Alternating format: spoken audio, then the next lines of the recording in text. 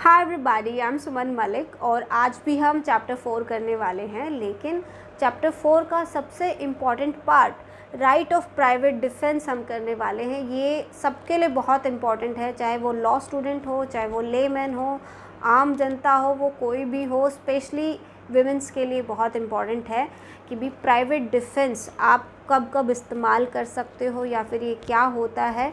ये डील करता है सेक्शन 96 से लेकर 106 तक। तो इसके सेक्शन देख लेते हैं। सबसे पहला है सेक्शन 96। तो ये एक जनरल पार्ट है, इसका जनरल सेक्शन है ये basically. Things done in private defence, तो आत्मरक्षा करते हुए आप जो जो एक्ट करते हो वो ऑफेंसिव एक्ट नहीं कहे जाते हैं। ओके, अब वो सर्कमस्टांसेस पे डिपेंड करता है, किया जाता है कि भी आपका किया गया जो एक्ट है वो एक ऑफेंसिव एक्ट है या नहीं है, या फिर जो आपने जो एक्ट किया है, जो प्राइवेट डिफेंस के नाम पर जो आपने काम किया है, क्या वो करना ज़रूरी था, क्या उसकी एक ज़रूरत थी और किस हद तक आपने प्राइवेट डिफेंस का इस्तेमाल किया है। ये सर्कमस्टांसेस पर डिपेंड करता है, ठीक है। सेक्शन 96 बेसिकली आपको जर्नली ये बताता है कि जो भी आप काम प्राइवेट डिफेंस में आत्मरक्षा में करते हो वो एक लीगल है, वैलिड है, वो कोई ऑफेंसिव एक्ट नहीं होता है, राइट। अब देखिए, एक छोटी सी चीज़ हम जान लेते हैं कि प्राइवेट डिफेंस की ज़रूरत क्या है। देखिए, जब आप सिविलाइज सोसाइटी में रहते हो तो आपकी बॉडी की सेफ्टी करना और आपकी प्रॉपर्टी की सेफ्टी करना ये स्टेट का काम होता है। स्टेट कौन होता है? जो पुलिस और जो अथॉरिटीज़ जो होती है, ये उनकी रिस्पॉन्सिबिलिटी होती है। लेकिन हर जगह पुलिस अथॉरिटीज़ या फिर जो दूसरी अथॉरिटीज़ है वो अवेलेबल रहे ऐसा ज़रूरी नहीं है। तो स्टेट ने आपको ये पावर दी गई है, अगर ऐसी सिचुएशन आ जाती है जहाँ पर आपको आत्मरक्षा करनी पड़े, अपनी प्रॉपर्टी की, अपनी बॉडी की सेफ्टी करनी पड़े, तब आप ऐसे एक्ट कर सकते हो। अगर वो नॉर्मली कोई पर्सन करे तो वो एक ऑफेंसिव एक्ट माना जाएगा, लेकिन अपनी सुरक्षा करते हुए आप वो एक्ट कर सकते हो, वो एक ऑफेंसिव एक्ट नहीं माना जाएगा, राइट। इसे हम प्राइवेट डिफेंस कहते हैं। अब इसमें दूसरी चीज़ ये आती है free fight.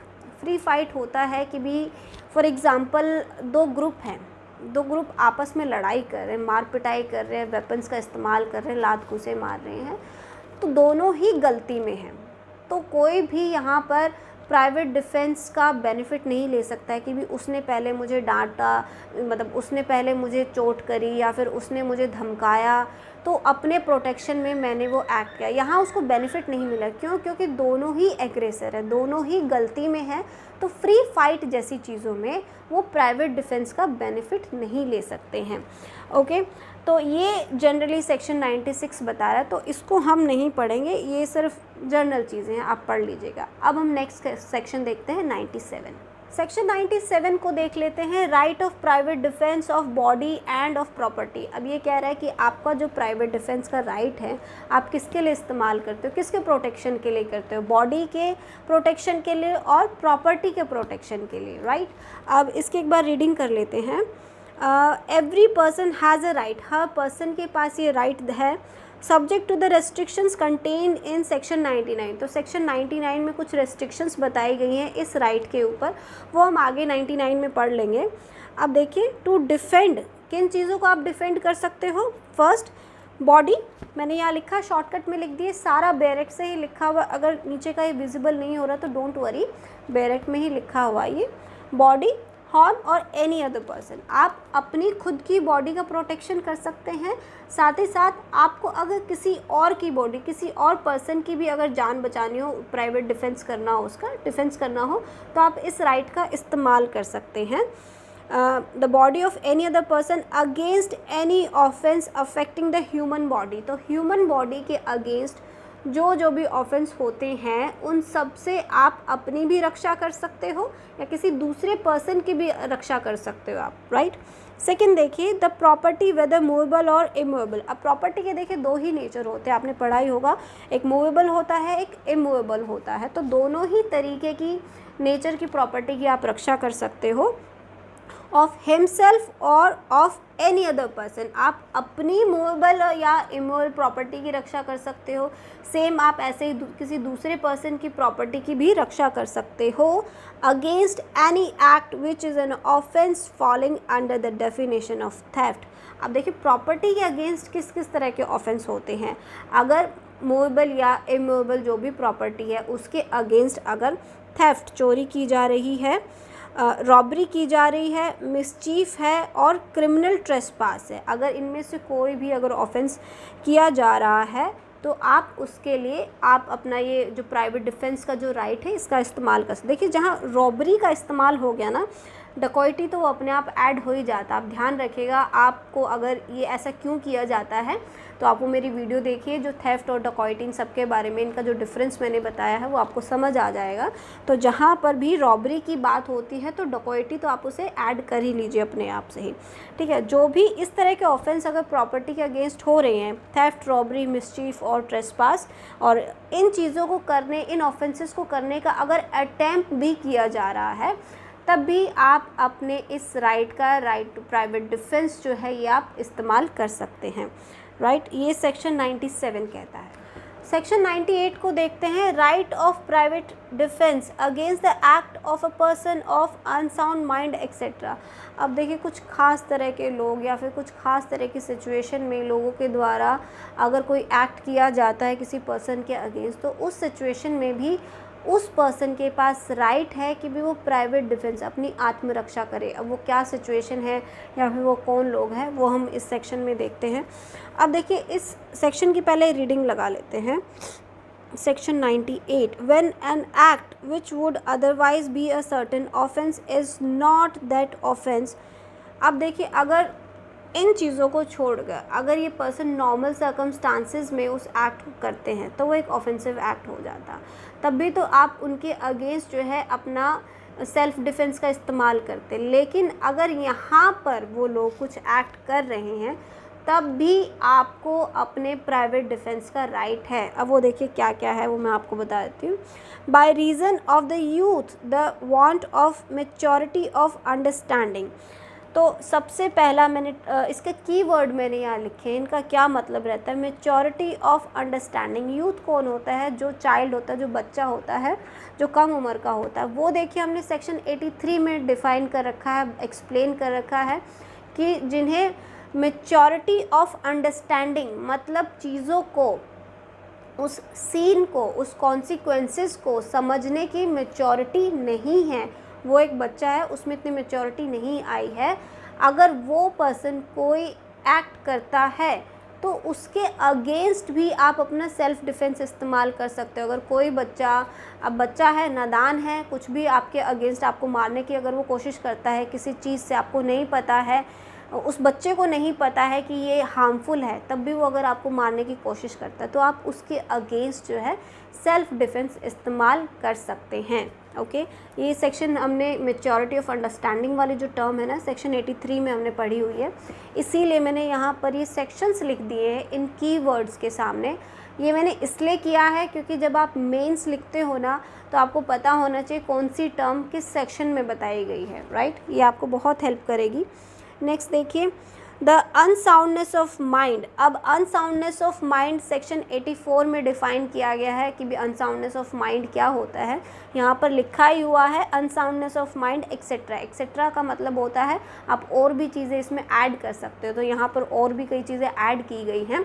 Unsoundness of mind की भी किस तरह के जो लोग होते हैं, जो लीगली होते हैं और जो मेडिकली जो अनसाउंड होते हैं, इस तरह के लोग अगर कोई एक्ट करते हैं किसी के अगेंस्ट, तब भी सामने वाले के पास राइट होता है कि भी वो अपने सेल्फ डिफेंस में उसके अगेंस्ट कुछ करे, ठीक है। नेक्स्ट देखिए, इंटॉक्सिकेशन और the intoxication of the person doing that act. जो पर्सन एक्ट कर रहा है अगर वो नशे की हालत में है, अब उसने किसी चीज़ का नशा कर रखा है और उसे चीज़ें समझ नहीं आ रही वो क्या कर रहा है, लेकिन अगर वो पर्सन किसी को हार्म करने की कोशिश करता है तो उस सामने वाले के पास भी ये राइट है कि वो सेल्फ डिफेंस में उस पर्सन को हर्ट कर सकता है, राइट। नेक्स्ट देखिए, और by reason of any misconception on the part of that person. अब मिसकंसेप्शन, उसको फैक्ट समझ नहीं आ पा रहे हैं कि भी क्या वो जो कर रहा है कि वो गलत तो नहीं कर रहा, मिसकंसेप्शन ऑफ फैक्ट है, उसे तथ्य नहीं समझ आ पा रहे। ये सेक्शन 79 में हमने डिस्कस किया था, तो उसे आप एक बार दोबारा देख लीजिएगा। उसको तथ्यों को, फैक्ट्स को समझने में गलती हो रही है और उस गलती की वजह से अगर वो सामने वाले पर हिट करता है, उसे हर्ट करने की कोशिश करता है, तो सामने वाले पर्सन के पास भी राइट है कि अपने सेल्फ डिफेंस में वो उसके अगेंस्ट कुछ एक्ट करे, right. Every person has the same right of private defence against that act which he would have if the act were that offence. तो हर किसी पर्सन के पास ऐसे सिचुएशन में सामने वाले के पास भी राइट होता है कि भी वो अपना प्राइवेट डिफेंस करे। Okay, I think it's clear, कुछ कॉम्प्लिकेटेड नहीं हुआ है। इलस्ट्रेशन देख लेते हैं, वो सारी इन्हीं पॉइंट्स पे बेस हैं। देखिए, Z under the influence of madness, madness it means unsoundness of mind. तो जो Z है वो मैडनेस की वजह से अटेम्प्ट टू किल A, वो A को जान से मारने की कोशिश करता है। Z is guilty of no offence, तो Z तो कोई ऑफेंस के लिए गिल्टी नहीं है। अगर कोई समझदार इंसान, ठीक ठाक इंसान अगर किसी को मारने की कोशिश करेगा तो वो एक ऑफेंस हो जाएगा, लेकिन यहाँ पर वो अंडर द मैडनेस वो एक्ट कर रहा है, तो ए पे तो कोई लाइबिलिटी बनी ही नहीं, कोई ऑफेंस उसका बना ही नहीं। लेकिन देखिए, but A has the same right of private defence. अब जब जेड पे नहीं है तो ए भी तो अपना प्राइवेट डिफेंस करेगा, खुद का बचाव करेगा। तो जेड के पास भी ये राइट है कि भी वो अपना सेल्फ डिफेंस करे। Okay, which he would have if Z were sane. अगर उस जेड जो है अगर वो सही सेन होता, सेन पर्सन होता, समझदार इंसान होता, तब भी अगर उस पर अटैक करता तब भी सामने वाले के पास ये राइट था कि वो अपना सेल्फ डिफेंस कर सकता है, राइट। सेकंड देखिए, A enters by night a house which he is legally entitled to enter. अब ए जो है वो रात में घर के अंदर घुसता है, उसके पास लीगल ये राइट होता है, उसी का घर होगा या जो भी है, उसके पास ये राइट है कि वो उस घर के अंदर जा सकता है। Z in good faith taking A for a house breaker. लेकिन जेड जो है उसको ऐसे लगता है कि भी ये कोई चोर है, रात में घर में चोरी छुपे वो घुस आया है। गुड फेथ की यहाँ बात हुई है। देखिए, अटैक्स ए, अब जेड को गलती की वजह से वो जेड ए पे अटैक कर देता है।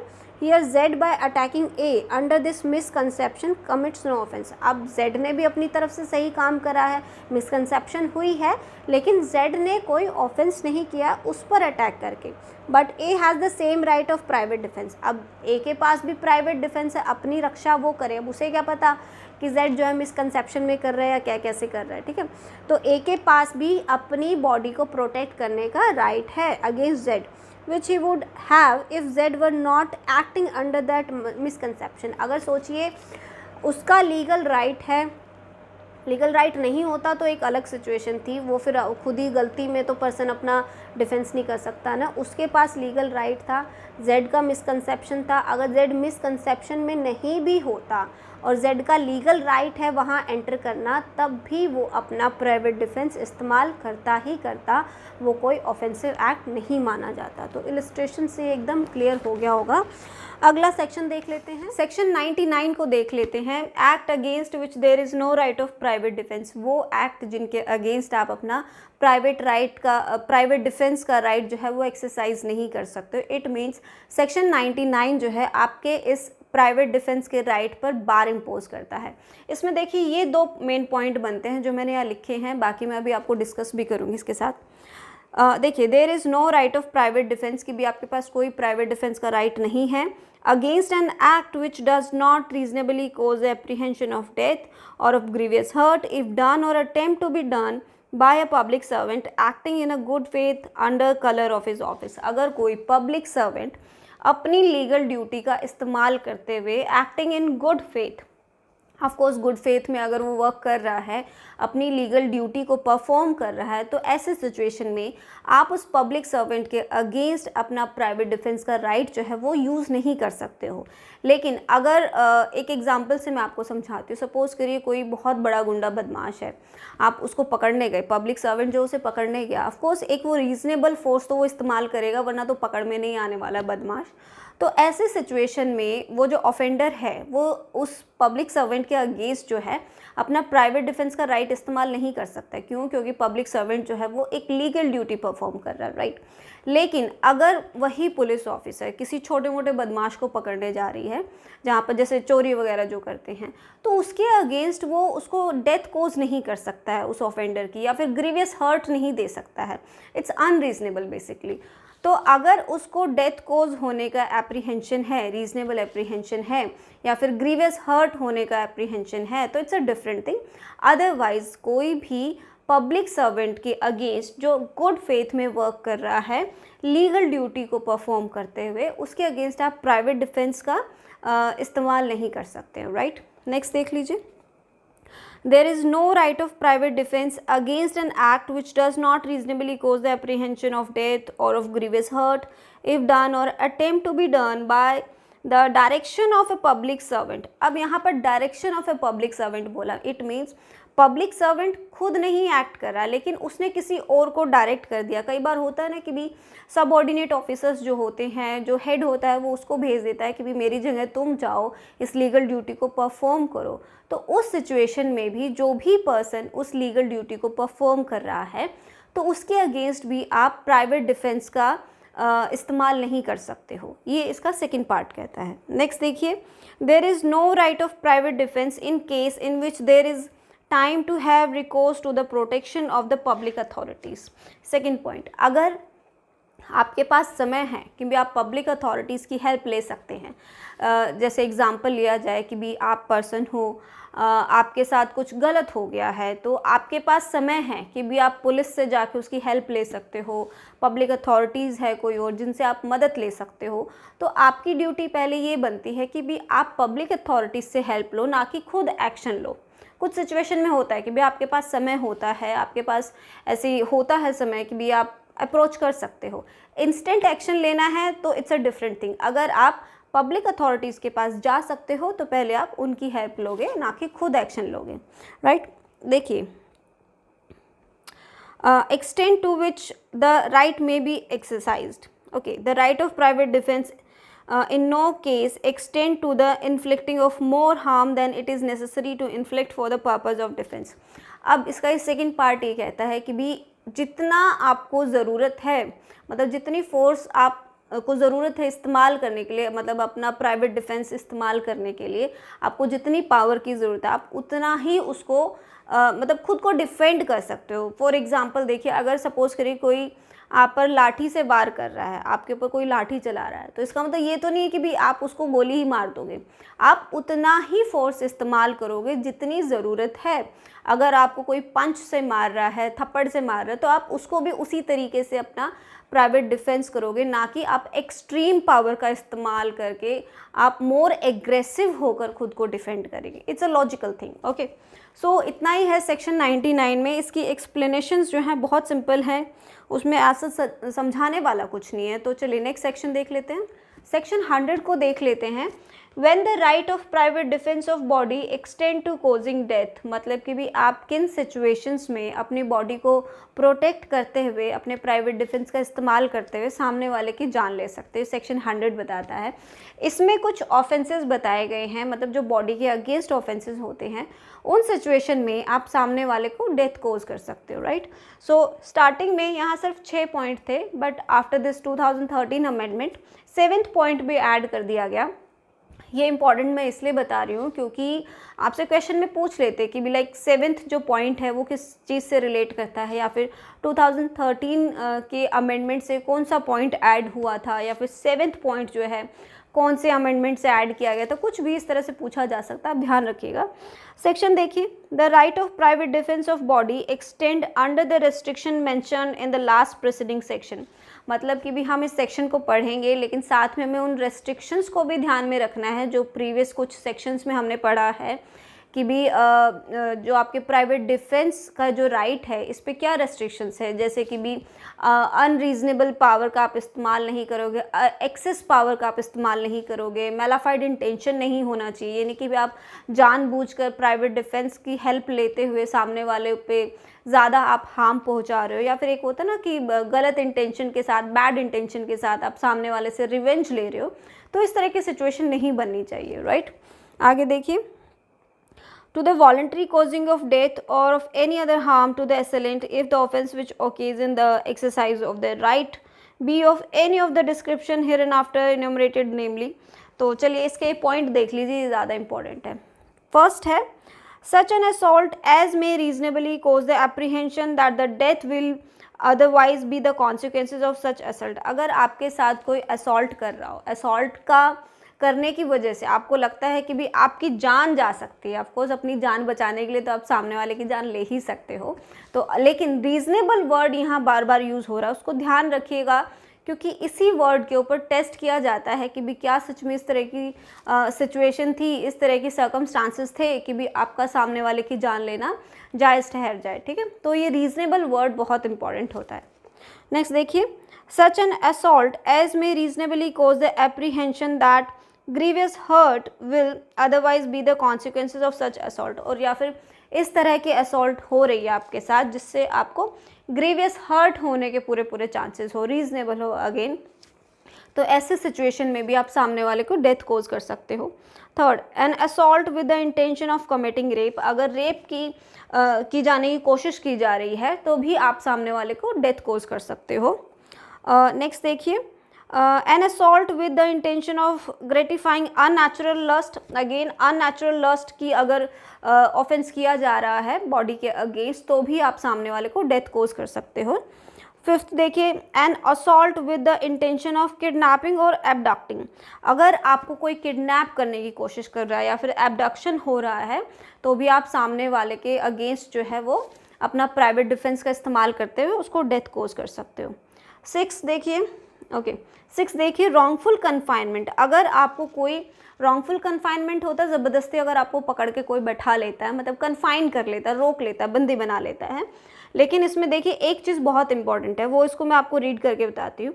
N assault with the intention of wrongfully confining a person under circumstances which may reasonably cause him to apprehend that he will be unable to have recourse to the public authorities for his release। अब देखिए wrongful confinement हो रहा है, उसको ज़बरदस्ती बंदी बनाया जा रहा है जिसकी वजह से वो पब्लिक अथॉरिटीज़ के पास नहीं जा पाएगा मदद के लिए, तो उन सिचुएशन में वो उसकी डेथ कोज कर सकता है। अगर सिंपली मतलब रॉन्गफुल कन्फाइनमेंट हो रहा हो लेकिन हो सकता है कि भी वो किसी से मदद मांग सके, उसमें तो वो एक्सेस पावर का इस्तेमाल हो जाएगा, ऐसा नहीं चलेगा। अगर वो पब्लिक अथॉरिटीज़ के पास जाने लायक नहीं रह पा रहा है, अप्रोच नहीं कर पा रहा है, तो ही वो सामने वाले को डेथ कोज कर सकता है, राइट। अब 7 देखिए, एसिड अटैक। ओके, सो मेरे बैरक में नहीं है क्योंकि बैरक मेरा पुराना है, सो जस्ट अ सेकेंड। हाँ, तो 2013 में ये ऐड किया गया था, 2013 का अमेंडमेंट आई एम श्योर सबको पता ही होगा। So it was recommended by justice Verma committee के द्वारा रिकमेंड किया गया था, जस्टिस वर्मा कमेटी, इसको याद रखिएगा क्योंकि क्वेश्चन पूछ लेते हैं। तो बहुत सिंपल होता है कि भी एसिड अटैक कौन से पॉइंट में है, लेकिन किस कमेटी ने इसे रिकमेंड किया था ये भी इंपॉर्टेंट रहता है। ओके, सो ये इसको मैं पढ़ती हूँ। एन एक्ट ऑफ थ्रोइंग और एडमिनिस्ट्रिंग एसिड और एन अटेम्प्ट टू थ्रो और administer acid which may reasonably cause the apprehension of grievous hurt, मतलब कोई भी आप पे कोई अगर एसिड फेंक रहा है या फिर फेंकने की कोशिश कर रहा है जिसकी वजह से आपको ग्रीवियस हर्ट हो सकता है, ठीक है, तो ऐसे सिचुएशन में आप उसको डेथ कोज कर सकते हो। ये इसका 7th पॉइंट है, राइट। तो चलिए नेक्स्ट सेक्शन देख लेते हैं। अब सेक्शन 101 को देख लेते हैं, बहुत छोटा सा सिंपल है तो मैंने यहाँ नहीं लिखा है। सो सेक्शन 101 कहता है when such right extend to causing any harm other than the death, कि भी आप सामने वाले की डेथ तो कोज नहीं कर सकते हो लेकिन आप उसको दूसरे टाइप के हार्म दे सकते हो। मैं इसकी पूरे की रीडिंग नहीं करूँगी, आप सिंपली मैं आपको समझा देती हूँ कि भी पिछले सेक्शन मतलब 100 में, सेक्शन 100 में हमने जो ऑफेंसेस पढ़े थे बॉडी के जो अगेंस्ट बताए जा रहे थे उनमें आप सामने वाले को डेथ कोज कर सकते हो। लेकिन अगर सेक्शन 100 के पॉइंट्स नहीं बन रहे हैं, मतलब सेक्शन 100 वाले ऑफेंसेस नहीं बन रहे हैं, तो आप सामने वाले को डेथ तो कोज नहीं कर सकते हो। अगर कोई और तरीके का कोई ऑफेंस किया जा रहा है आपकी बॉडी के अगेंस्ट और आपको प्राइवेट डिफेंस का इस्तेमाल करना है तो आप उसको डेथ कोज नहीं करोगे, उसको दूसरे तरीके के हार्म पहुंचा सकते हो, जैसे सिंपल हर्ट हो गया, ग्रीवियस हर्ट हो गया, तो इस तरह आप अपनी प्राइवेट डिफेंस का इस्तेमाल कर सकते हो। ओके, ये सेक्शन 101 बताता है। नेक्स्ट जो है 102, ये भी बहुत सिंपल है, देखिए, commencement and continuance of right of private defence of the body, मतलब आपका जो प्राइवेट डिफेंस है, बॉडी को प्रोटेक्ट करने का जो राइट है, ये कब स्टार्ट होता है और ये कब तक चलता है। तो ये मोस्टली जो है ये सर्कमस्टांसेस के बेसिस पे होता है, रीज़नेबलनेस चेक की जाती है कि भी क्या सच में आपकी बॉडी को डिफेंड करने की ज़रूरत थी या नहीं थी। तो ये सारी बेसिकली आपको प्रैक्टिस में ज़्यादा इस्तेमाल होता है। फिर भी चलिए इसकी रीडिंग कर लेते हैं। The right of private defence of body commences as soon as the reasonable apprehension of danger to the body arise. तो जैसे ही आपकी बॉडी को खतरा शुरू हो जाता है, मतलब आपको एक रीजनेबल एप्रीहेंशन हो रहा है कि भी आपको खतरा है, तो तभी से आपका प्राइवेट डिफेंस का राइट जो है वो स्टार्ट हो जाता है। Okay, from an attempt or threat to commit the offense, though the offense may not have been committed and it continue as long as the apprehension of danger to the body continues। तो जैसे ही आपके body को खतरा शुरू हुआ या फिर आपके बॉडी को हार्म करने की कोशिश की जाने लगी, तो तभी से आपका प्राइवेट डिफेंस का राइट शुरू हो जाता है। और जब तक आपको खतरा रहता है, आपकी बॉडी को खतरा रहता है, आप तब तक अपना प्राइवेट डिफेंस का जो ये राइट है इसका इस्तेमाल कर सकते हैं। ओके, चलिए नेक्स्ट सेक्शन देख लेते हैं। 103, जैसे कि हमने सेक्शन 100 में पढ़ा था कि भी आप बॉडी को प्रोटेक्ट करते हुए सामने वाले को डेथ कोज कर सकते हो, उसी तरह सेक्शन 103 कहता है when the right of private defence of property, यहाँ प्रॉपर्टी को प्रोटेक्ट आप कर रहे हो, एक्सटेंड टू कोजिंग डेथ, तो आप अपनी प्रॉपर्टी का बचाव करते हुए, उसका प्रोटेक्शन करते हुए सामने वाले को डेथ कोज कर सकते हो। ये सेक्शन 103 है। The right of private defence of property extend under the restriction mentioned in section 99। तो सेक्शन 99 हम डिस्कस कर चुके हैं, उसमें जो रेस्ट्रिक्शंस बताई गई थी उनको ध्यान में रखते हुए to the voluntary causing of death or any other harm to the wrongdoer if the offense the committing of which or attempting to commit which occasion the exercise of the right be an offense of any of the description hereinafter enumerated। तो यहाँ वो offences बताए गए हैं आपकी property against, अगर ये किए जा रहे हैं तो ऐसे सिचुएशन में आप सामने वाले की जान ले सकते हो। ठीक है, तो सबसे पहला पॉइंट है रॉबरी। अगर रॉबरी जहाँ लिखा होता है तो इट मीन्स डकॉइटी, आप उसको भी इंक्लूड कर लीजिए, दोनों ही आप वहाँ इसमें यूज़ कर सकते हो। ठीक है, आपकी अगर प्रॉपर्टी की जो है वो अगर रॉबरी की जा रही है तो या फिर डकॉइटी हो रही है, तब आप सामने वाले की डेथ कोज कर सकते हो। ठीक है, लेकिन थेफ्ट को मत जोड़िएगा। इसमें मेरी वीडियो है जिसमें मैंने आपको थेफ्ट, रॉबरी और डकॉइटी का क्या डिफरेंस रहता है वो मैंने आपको समझाया है। तो यहाँ पर रॉबरी है, डकॉइटी आप ऐड कर सकते हो बट थेफ्ट नहीं कर सकते हो। ठीक है, so second is house breaking by night. तो नाइट यहाँ बहुत इंपॉर्टेंट है। अगर यहाँ पे डे टाइम होता तो आप इस प्राइवेट डिफेंस का इस्तेमाल नहीं कर सकते थे। अगर यहाँ पर मतलब डेथ कोज करने वाला जो राइट है ये नहीं इस्तेमाल कर सकते। अगर हाउस ब्रेकिंग, आपके घर में कोई घर तोड़ के अगर कोई घुस रहा है अंदर, मतलब दरवाजे वगैरह लॉक तोड़ के अगर अंदर घुस रहा है रात के टाइम में, तो आप सामने वाले को डेथ कोज कर सकते हो। थर्ड देखिए, mischief by the fire committing on any building, tent और वेसल। तो किसी बिल्डिंग में, किसी टेंट में या वेसल में अगर आग लगाई जा रही है, which building, tent or vessel is used as a human dwelling or as a place for the custody of property। अगर उस बिल्डिंग हो गया, टेंट हो गया, वेसल, अगर उसमें लोग रहते हैं, ह्यूमन बींग यहाँ लिखा हुआ है ना, उसमें अगर वो रहते हैं या फिर आपकी प्रॉपर्टी वहाँ रखी जाती है, तो ऐसे सिचुएशन में आप प्रॉपर्टी को प्रोटेक्ट करते हुए सामने वाले की जान ले सकते हो। फोर्थ देखिए, थेफ्ट।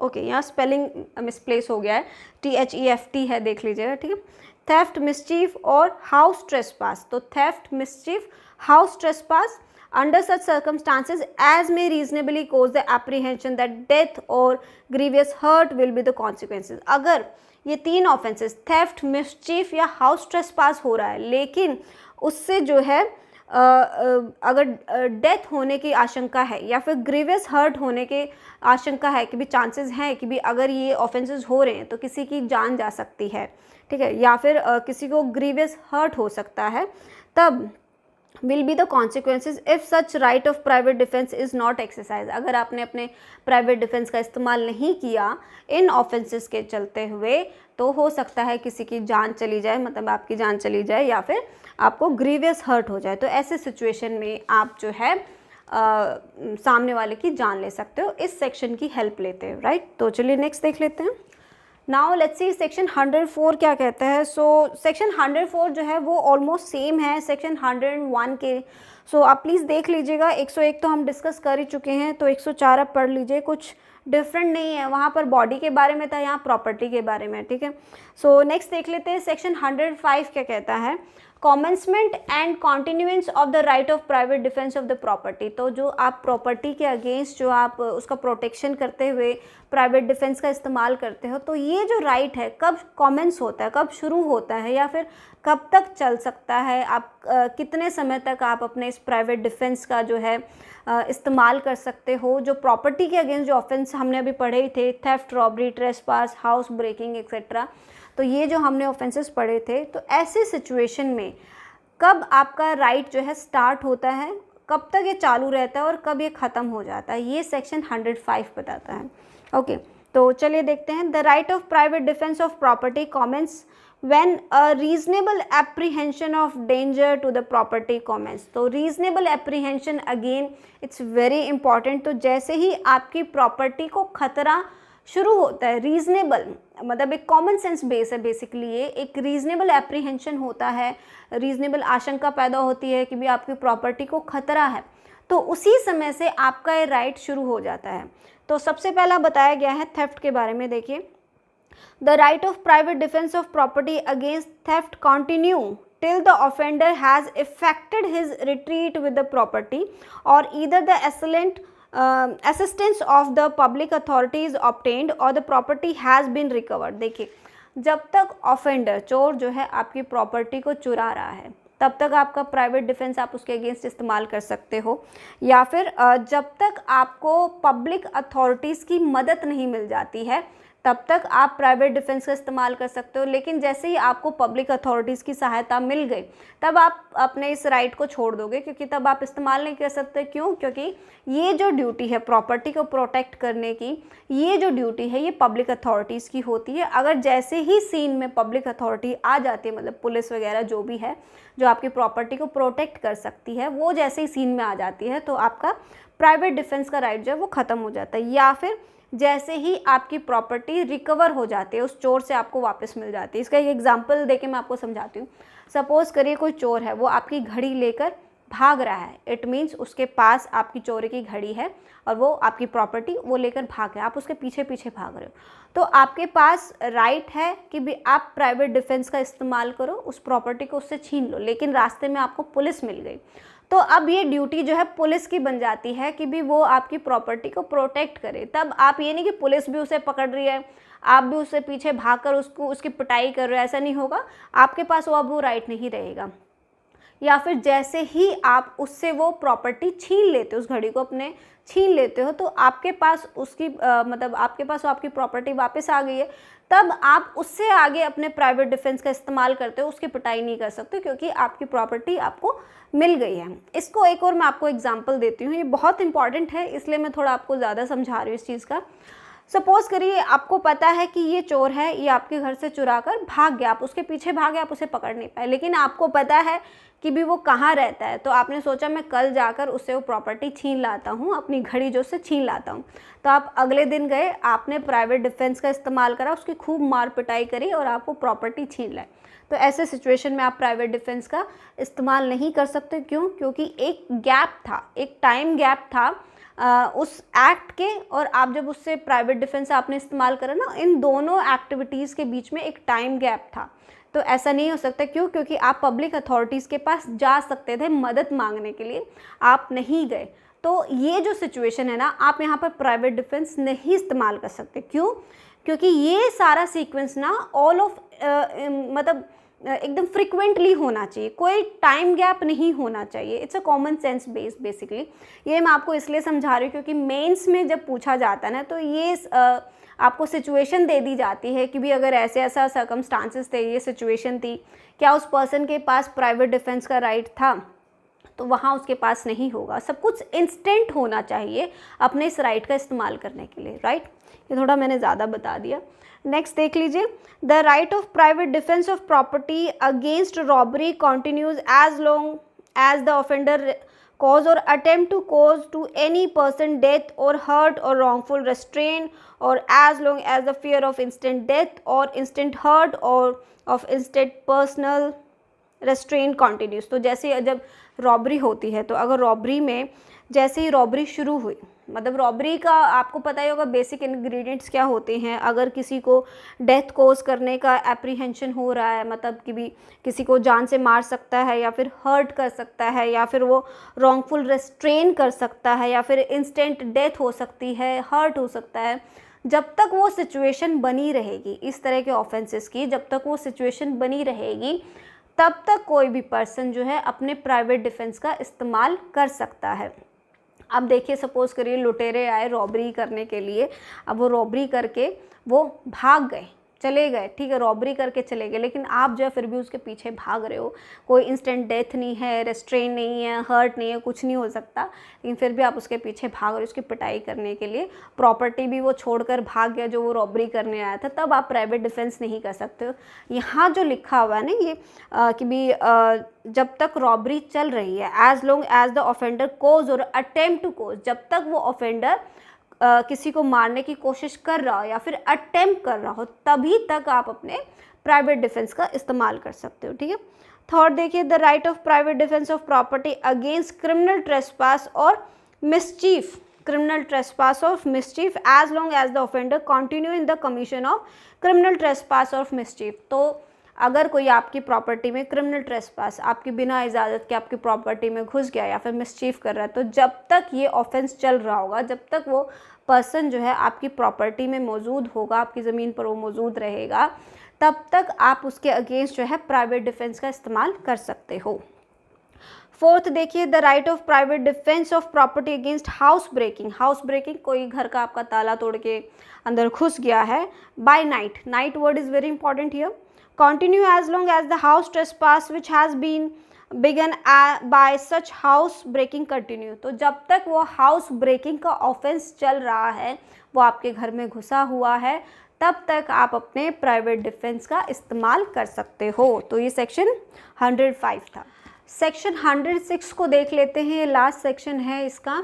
देखिए, right of private defence against deadly assault when there is a risk of harm to innocent person. ये सेक्शन बहुत इंपॉर्टेंट है, आपसे एग्ज़ाम में पूछा जा सकता है कि भी वो कौन सा सेक्शन है जिसमें इनोसेंट पर्सन को हार्म पहुंचाया जा सकता है, मतलब अपने प्राइवेट डिफेंस का जो है, राइट ऑफ प्राइवेट डिफेंस का इस्तेमाल करते हुए। तो बहुत सिंपल है, इसमें कुछ भी ट्रिकी नहीं है। तो इसकी हम सिर्फ इलस्ट्रेशन पढ़ लेते हैं, उससे आपको ये सारा समझ आ जाएगा ये सेक्शन कह क्या रहा है। देखिए, A is attacked by a mob who attempt to murder him. जो ए जो है उस पर एक भीड़ जो है वो अटैक कर देती है उसको मारने के लिए। He can not effectually exercise his right of private defence without firing on a mob. तो ए जो है अपने प्राइवेट डिफेंस का जो राइट है इसका अच्छे से इस्तेमाल तब तक नहीं कर सकता है जब तक वो उस मॉब के अगेंस्ट जो है कुछ एक्ट ना करे, मतलब उस पर फायर ना करे, गोली ना चलाए। तो and he can not fire without risk of harming young children who are mingled with the mob. और उस भीड़ में जो है कुछ यंग चिल्ड्रन, इनोसेंट पर्सन भी मिक्स हो रखे हैं। अब ऑफ कोर्स वो अगर उस पर गोली चलाएगा, पूरे चांसेस है कि भी हो सकता है किसी इनोसेंट पर्सन को, किसी बच्चे को भी गोली लग जाए। तो लेकिन फिर भी अगर वो उस भीड़ पर गोली चला देता है तो वो पर्सन जो ए है वो किसी भी ऑफेंस के लिए लायबल नहीं होगा। क्यों? क्योंकि उसने अपने प्राइवेट डिफेंस का इस्तेमाल करते हुए वो एक्ट किया है। Okay, he can not fire without the risk of harming young children who are mingled with the mob. A commits no offence if by so firing he harms any of the children. तो अगर वो fire कर देता है और अगर किसी बच्चे को लग भी जाता है तो ए जो है वो लायबल नहीं होगा किसी भी तरीके के ऑफेंस के लिए। ये सेक्शन 106 है। तो ज़्यादा इसमें और कुछ बताने का ये है नहीं। तो हमारा प्राइवेट डिफेंस का जो ये पार्ट है ये ख़त्म हुआ। एंड आई होप कि भी आपको सारे सेक्शन समझ आए होंगे। फिर भी अगर किसी सेक्शन में कोई डाउट है, कोई प्रॉब्लम है तो आप मुझे कमेंट करके बताइए। और प्लीज़ वीडियो को पूरा देखिए क्योंकि हरियाणा का एग्ज़ाम आ गया है, सबको क्लियर करना है। So best wishes, bye, take care.